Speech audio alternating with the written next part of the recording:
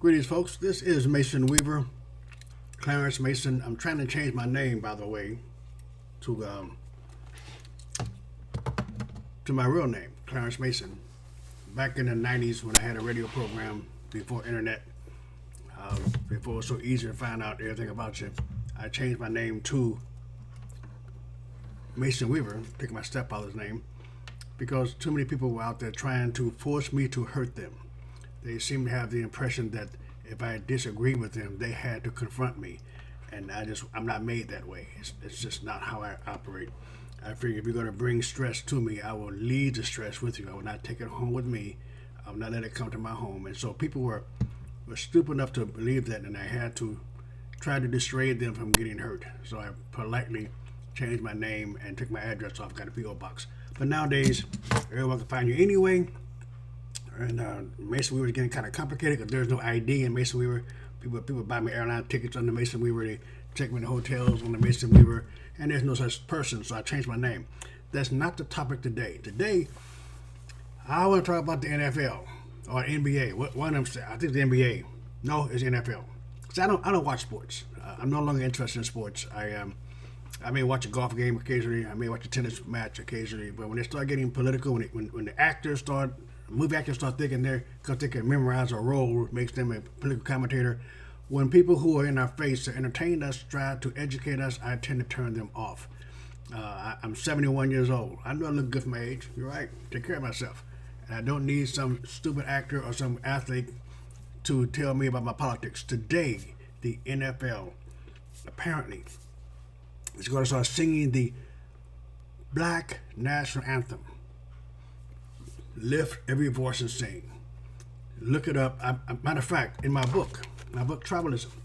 In case you think that I'm my book Travelism, I talk about a 14-year-old gang member who is shot and he dies and he wakes up 150 years back in the past in that same place he was shot, his same home, his same neighborhood. But it's 150 years back in the past doing slavery. That ghetto he lived in now is a slave plantation back in the past. And he learns all about himself. He learns why black men wear their head sideways, why black men fight over a rag, why black men are tattooed, why we don't respect our women. He learns those lessons and he finally escapes. When he learns to respect black women, when he's led to freedom with Harriet Tubman. When he learns to respect white people, when he sees who runs the safe houses. When he learns to respect himself, when he meets Frederick Douglass, who says no one is free unless all of us are free. He has to go back and free his kids. And he's killed in the field, turning back his homeboys. And in this book, the very end of it, I also have a copy of Lift Every Voice and Sing. And you'll see it. You see it right here. That's the copy of it. I know you can't read with the light, perhaps. But it's in the book. If you get the book Tribalism, you get the lyrics of the story and get the story of this guy who learns the lessons of being a black man by reliving what we went through. And the song talks about what we went through. The song is a strong song about what we went through, folks. It's a strong endorsement of who we are. And Democrats and liberals in general believe in symbolism over substance. So they have taken this song and made it their own. And what you're having the NFL do is take a song written by a Republican leader of the NAACP, a song written to demonstrate the degradation and the harm Democrats had done to black people, a poem written to encourage black people to overthrow the burdens placed on them by Democrats, because the Democratic Party is always the party of oppression. And they have taken the history of that song, like they've taken the history of everything else we have done in this country, and they have mobilize it to be a tool to keep us frustrated and circling a wagon and shooting at each other. Lift every voice and sing. Folks, first off, it wasn't the Black National Anthem. It was called the Negro National Anthem because we are Negroes. We are not black. We're not colored. We are Negro. We're Negroes, and white people are Caucasians, and Asian people are Asians. So I'm a Negro. And you can call me whatever variation of that name you want to. It doesn't matter to me because I know who the heck I am. I don't need you to continue to make me feel better about who I am. They're changing the words of history. They're changing the meaning of history now. Lift every voice and sing was first published in 1990. It was a poem that speaks about the problems black people felt in America and had in America. It also accounted for the difficulties we faced in the past and our hope for the future. But it was a demonstration, it was a protest against Democrat policies like Jim Crow, the poll tax. It was written, it's really strange. You know, it's written by a gentleman who was the head. Let me read this for you for a second. You know, the author, James Weldon Jr., wrote this poem, and his brother, John, converted to a song. It was a poem. And it sings, in 1919, the National Association of the Advancement of Colored People, I guess today that would be the National Association for the Advancement of Negroes, or maybe the advancement of African Americans, because they keep changing our name because when they change the game. See, the NAACP was founded by Republicans to help black folks achieve things in America. It's now taken over by Democrats who are revisionists. They changed the history. But this in 1919, they had dubbed the Negro National Anthem for its powerful voice crying for the liberation and affirmation of African Americans. That's what it was, folks.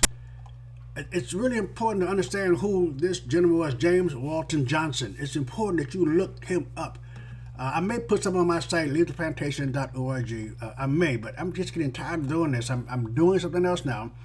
But Johnson, who wrote the song that the NFL is going to proclaim as the Black National Anthem, Johnson began with the denouncing Democrats. I want you to understand this, folks. I want you to understand the irony of this song and what they're doing. The Democrats were being denounced by Johnson for lynching black people. It was a protest song. The young Republican campaign, by the way, Johnson was a Republican like every black person was back in those days, just about everybody. But the young Republican campaign for Theodore Roosevelt in 1904. Roosevelt appointed him consul to Venezuela and then Nicaragua. This is the guy who wrote the song that we are going to see on the NFL as a protest. And you know the implications, protest against Republicans. We know that, but just, next, Johnson relocated to New York City and contributed his poetry and novels to the Harlem Renaissance movement. In 10 years, he was the executive secretary of the NAACP. Later in life, he was professor at New York University and Fisk University. By the way, Fisk University was one of many universities founded by Republicans. Now, I know you're going to hate me. You're going to say that's changed, but most black colleges, if not all of them, were founded by Republicans. There are no black colleges that I can find founded by Democrats. Democrat is the party of indoctrination, not education. That's why every black community that you know is founded by Democrats, controlled by Democrats, and every black inner city ghetto has horrible schools because they are the party of indoctrination, not education. So now they got these rich football players going to stand. I wonder, do we have to stand at the national anthem? We got to stand up for it too. Is that what it's saying? I want you to understand. I want you to read these songs. Read the lyrics of this song. It is about protesting Democrats. It goes, lift every voice and sing, till earth and heaven ring. Ring with the harmonies of liberty. Let our rejoicing rise high as the listening skies. Let it resound loud as the rolling sea. Sing a song full of faith that the dark past has taught us. Sing a song of hope that the present has brought us. Facing the rising sun of our new day begun, let us march on till victory is won. Stony the roads we trod, bitter the chastening rod, felt in the days when hope unborn had died. Yet with a steady beat, have not our weary feet come to the place for which our fathers sighed. We have come over a way where the tears have been watered. We have come treading our path through the blood of the slaughtered. Out from the gloomy past, till now we stand at last, where the white gleam of our bright star is cast. God of our weary years, God of our silent tears, Thou who has brought us thus far on the way, thou who has by his might led us into the light, kept us forever in the path, we pray. Lest our feet stray from the place, our God, we have met thee, lest our hearts, drunk with the wine of the world, we forgot thee. Settled beneath thy hand, may we forever stand, true to our God, true to our native land. That's the song, folks. Did you hear the pain and suffering? Did you hear the protests? And you understand the connection? Lift every voice and sing till heaven and earth rings. Reign the harmony of liberty. That's liberty against Democrat-controlled South, the poll tax, the segregation. Those are Democrat issues, Democrat policies that Republicans were fighting in those days, and they're fighting it now, and they're telling you, don't forget that. So when you hear that national anthem played, remember it. Let us march on till victory has won. Stony the road we tread, bitter the chastening rod. The chastening rod was the whip in the plantation. The chastening rod was a stick they beat slaves with. They beat you if you didn't walk fast enough. They beat you if you didn't move quickly enough. They beat the chastening rod. And Democrats today are chastised us everything, every path of the way. They protest, they demonstrate, they burn down our neighborhoods. They have horrible schools. Cops, all the black shootings have been in Democrat districts. The KKK formed by Democrats. The White Citizen Council formed by Democrats. This is a protest song against Democrats and these idiots in the NFL are proclaiming as a glorious sign of unity. This is a sign of separation from those racist policies of the past, trying to get us back in the plantation, back in the hate, back in the fighting for our own freedom again. We have won our freedom.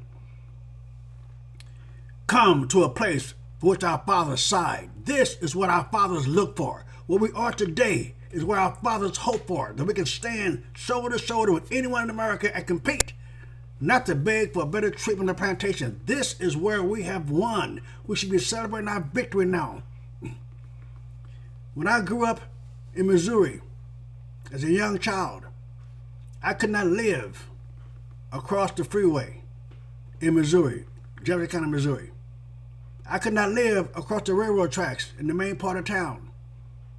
We could not live on a hill called Negro Hill. Actually, they call it Nigger Hill. And I grew up there, went to an all-white school, majority white school, and I lived there and hung with those guys, and we fought. White people and black people fought to tear that nonsense down. Not because I was inferior and needed help from the superior race, because I was equal. And I wanted to compete with those white kids for jobs and income and take care of my family. I didn't want special treatment. I didn't want you to sit aside. I didn't want you to have safe words. I didn't want you to have laws against hate speech. Call me whatever the heck you want to call me. I wanted civil rights, that is the right, the legal rights proclaimed for me, not the social rights. I don't want somebody to govern speech and atmosphere. I don't care if my neighbor do not love me or hate me. I do not care if I go to a restaurant and they don't like me. I don't care. We fought for the rights to be human. We've come over a way where tears have been watered. We have begged, we have cried, and we have suffered. And the path that says we come treading our path through the blood of the slaughtered. Out from the gloomy past, we now stand at last. The white gleam of our bright stars cast. Folks, we have come through the valley of the shadow of death. Stop being managed by these clowns. Stop being managed. Stop letting them tell you what school to go to, where to live. People ask me, you live over there? Why you live over there around them white folks? I live around people that I want to live around. I live in the economic district that I want to live in, where my grandkids to meet right kind of people, white or black. I live where I want to live. I'm not a member of a herd. I'm not a member of a herd. This division has to stop, but it has to stop with you and I. It cannot be any other way. Keep us, and he says, God of our weary years, God of our silent tears, we had to suffer quietly. We couldn't even protest. We couldn't lift our head up. If you looked a white man in the eye, it was 40 lashes. That's why slaves talk to their feet of the master. We've gone through that. We've got over that. Let's not go back to that. It says, God of our weary years, God of our silent tears.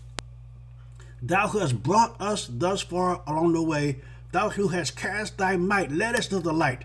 Keep us forever in the past we pray. We pray, and the next verse is why we got to continue to pray for the God who brought us here to keep us here, for the God who got us through the weary years to keep us here, the God who got us through those tears to keep us here, because if we don't do that, something will happen. And the last verse says this: lest our feet stray from the place, our God, we met you. We met you in misery and poverty and fear and death and rape.